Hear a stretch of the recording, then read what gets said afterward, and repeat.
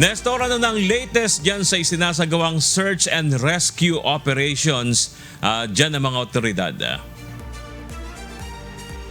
Magandang umaga, Bernard. Hindi pa rin tumitigil hanggang sa ngayon itong mga rescuer at tuloy-tuloy pa rin ang isinasagawang search and rescue operations mula dito sa gumuhong under construction na gusali dito sa Barangay Balibago, Angeles City, Pampanga. Batay sa pinakahuling impormasyon ng mga otoridad, as of 3 a.m. kanina, mayroon pang 18 ang patuloy na hinahanap hanggang sa ngayon. Kahapon ng hapon, bandang 5:30 ng hapon, nang mailabas ng mga otoridad ang isang Malaysian national mula sa loob ng gumuhong gusali. Sa ngayon ay patuloy ang isinasagawang verifikasyon ng Bureau of Fire Protection, Region 3, dito sa mga napapaulat na casualty at mga nagre-rescue at nare-rescue pa. Sinasabing isang hotel ang naturang gusali na mayroong 9 na palapag. Nauna nang kinumpirma ng BFP Region 3 ang isang Malaysian national na napaulat na nasawi matapos na madamay ang hotel na kanyang tinutuluyan sa katabing gumuhong gusali. Para po sa kalaman ng ating lahat, mayroon na po tayong isang casualty sa pangalan ng isang Malaysian national, Rizal bin Abdullah, at from Sabah, Malaysia. And isa po siyang handicap according doon sa kanyang landlord. Bukod sa nasawi, may 2 naman na natrap na natagpo ang buhay ng mga rescuer. Sa isang video na ipinadala ng BFP, makikita kung gaano kahirap alisin ang mga nagkalat na debris, habang pahirapan rin ang pagsuyod sa ilalim ng gumuhong istruktura.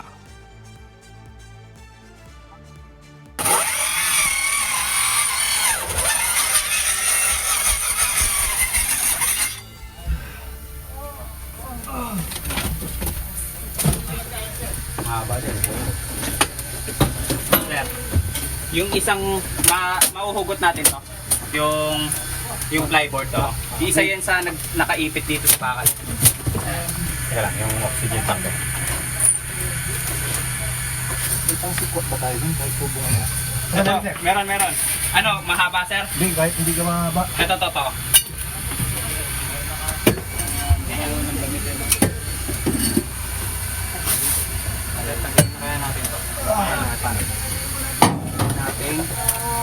Ano, kakatingin nyo na lang. Relax lang po. Relax lang, kuya. May labas na po yung ating isa pang identified na survivor pa as of now. And ginagawa po natin na lahat na ma-stabilize siya habang nasa baba siya kasi may part pa po ng paa niya na naipit. Pero buhay po siya. Sa ngayon, gumagamit na rin ang mga rescuer ng mga specialized equipment habang maingat na sinusuyod ang ilalim ng gumuhong istruktura dahil sa panganib sa pagbagsak pa ng mga debris. Hindi pa rin hanggang sa ngayon ang naalam kung ano ang sanhi ng pagguho ng gusali. Hindi pa rin tinutukoy ng mga otoridad ang eksaktong sanhi ng gumuhong nasabing under construction na hotel. As of now, ang priority, search and rescue muna. Kasi roughly may mga mahigit atang 20 workers na naipit dahil dun sa disgrasya na nangyari. Yung cause ng disgrasya, siguro, huwag na muna nating pag-usapan yon, iimbestigahan pa yan, pero ang priority natin ngayon is makuha yung mga nakatrap, no? May mga additional equipment tayong maipapahiram, maipagamit dito sa ating mga partners sa site. Meron kaming yung bore scope, yung mga maliliit na butas, may mahaba kaming microphone na makarinig kung anong mga may signs of life. Tapos andyan din yung life detector natin, yung heartbeat monitor natin. Samantala, bandang 12:20 AM nang mailabas kanina ang isa pang biktima na naipit sa gumuhong building Isinugod pa siya ng mga rescuer sa ospital habang sinusubukan na i-revive. Subalit ayon sa Angeles City Disaster Risk Reduction and Management Office, idineklara rin itong dead on arrival. Dahil dito, 2 na ang naitalang nasawi dito sa insidente. Habang 26 naman ang mga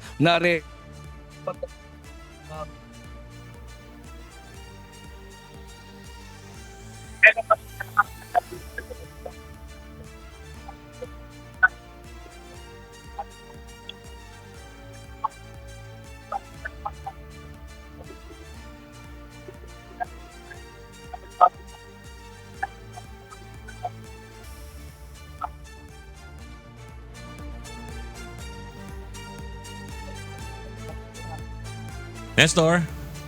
wala pang specific reason kung saan sila na-trap at ito nga ay patuloy pa rin na hinahalap ng mga BFP at mga rescuers.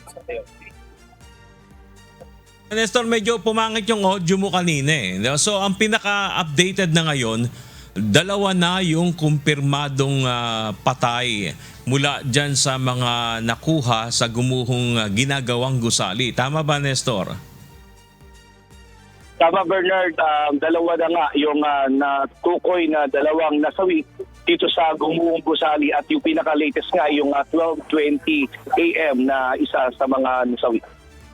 Sa ngayon ba, Nestor, ay tukoy na ng mga rescuer kung saang parte ng gumuhong building naroroon yung mga natrap na mga manggagawa o mga construction worker? Bernard, nang nakausap natin yung CDRMO ng Angeles, hindi pa nila tukoy kung saan-saan talaga mga lugar, yung mga natrap na mga mahigit na 20 na mga workers dito sa nasabing gusali. Mahirap ang ginagawang rescue operation ng mga authority. Nestor, paano yung ginagawa nilang diskarte? Naipaliwanag ba sa atin dahil sa dami ng gustong tumulong, paano yung sistema ng kanilang rescue operation? Sa ngayon, Bernard, ginati nila ito sa 4 na quadrant na sinasabi kung saan nga ay meron silang bawat quadrant o 4 ay meron dong mga rescuer bawat isa na kung saan doon ay naghahagilap sila, nagre-rescue operation sila doon sa 4 na quadrant na binabanggit. Pero sa ngayon nga ay ito, pahirapan pa rin sila sa paghahanap dahil nga ay hindi sila maka-penetrate sa loob dahil hanggang ngayon nga ay hindi pa rin natatanggal yung debris doon sa gumuhong gusali. Mm-hmm. Nestor, meron na bang pumunta dyan na may-ari o representative nitong gumuhong gusali? Ayon sa CDRMO na kausap natin kanina, Pero hindi nila matukoy kung sino yung pumunta. Kaya hindi pa naman natin nakakausap yung Bureau of Fire Protection hinggil dito kung sino talaga yung pumunta na representative ng may-ari, Bernard. Sa ngayon ba naitanong mo kung kinukonsidera na nila ang paghingi ng tulong sa mga taga-ibang bansa para mapabilis yung rescue operation? Bernard, sabi ng CDRMO at ng iba pang mga government dito sa Angeles ay sapat naman yung mga rescue team unit na nanggagaling mula sa iba't ibang mga probinsya, mula sa Bulacan, MMDA at meron ding mga AFP. At ito ay aabot ng nasa 1,000 na mga talagang rescue operation unit na tumutulong para doon sa pagsasaayos dito sa operasyon dito sa pagre-rescue doon sa mga natrap.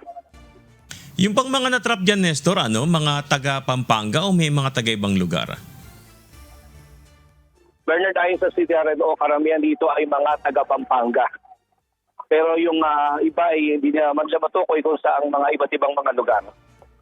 Sa ngayon, yung mga kamag-anak na umaasa na makikita pa ng buhay yung kanilang mga mahal sa buhay na natrap dyan, meron ba silang pwesto kung saan naman sila nag-iintay at naasikaso naman ba sila? May mga nagpunta na dito kahapon na 2 at ayon sa naman sa kanila ay inaasikaso naman sila dito at binibigyan sila din ng pagkain. At kumbaga nag-aantay sila kung anong magiging resulta doon sa kanila kamag-anak ng tatrap sa loob. Okay. Makikibalita kami sa inyo, Nestor, ha? Kung may update at kung may matatagpuan pa, may liligtas ng buhay. At kayo, ingat din kayo dyan. Maraming salamat. Nestor Torres live mula sa Angeles City, Pampanga.